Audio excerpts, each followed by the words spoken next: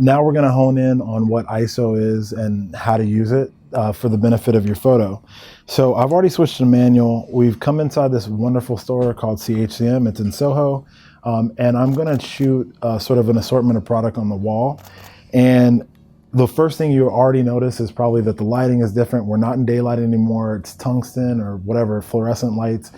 So it's a darker environment.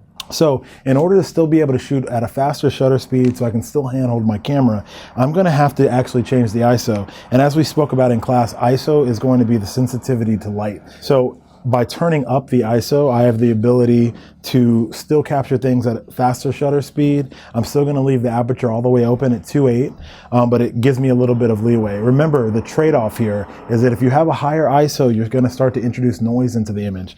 At a certain point, that might be something you don't wanna deal with, but for a Canon 5D Mark III, you're good to go all the way up to 1600. There might be a little trade-off in sharpness, but if you really wanna get the picture inside or in low light and you don't have any auxiliary light to use, you're gonna just have to deal with it.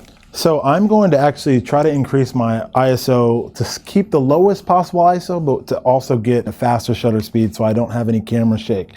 So I'm gonna go ahead and dial this in to 400 and see where that leaves me. If I go up to 400 ISO, I can get all the way up to 1/125. Now that's good enough, that's fine. I have pretty steady hands because I've been doing this for a long time. But if you're not comfortable with 1/125 because there still might be a little camera shake, you can go ahead and ratchet it up to, let's call it 800. And at 800, I get 1/250, which is, that's plenty good. Especially inside shooting inanimate objects, you'll be fine there. So we'll take a picture and see how that comes out. So as I thought, it worked out just fine.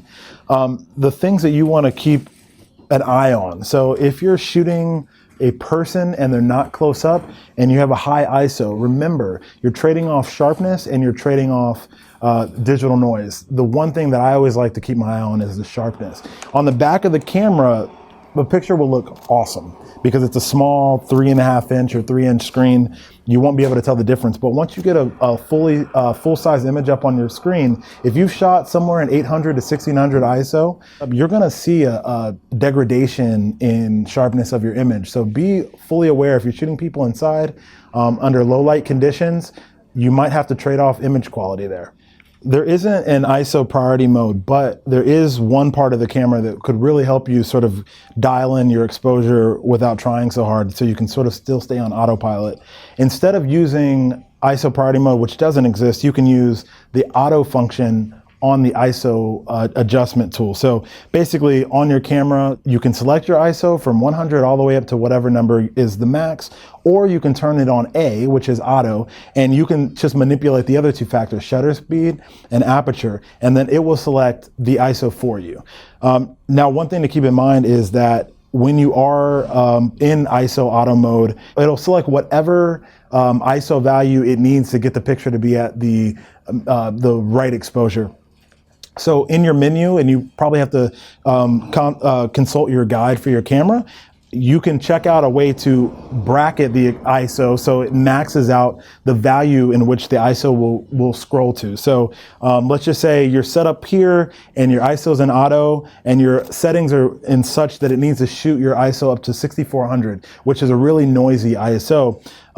You can max it out so it won't go above 1600, for instance. So then it'll force you into changing either your shutter speed or your aperture value to compensate for being maxed out at a 1600 ISO.